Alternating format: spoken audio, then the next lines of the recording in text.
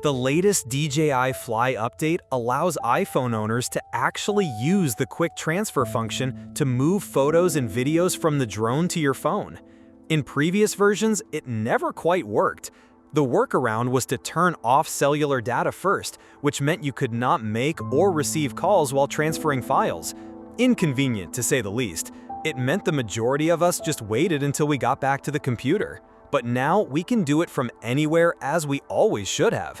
This video is actually edited from my iPhone and uploaded from the car. Much faster, much more convenient, and it just works.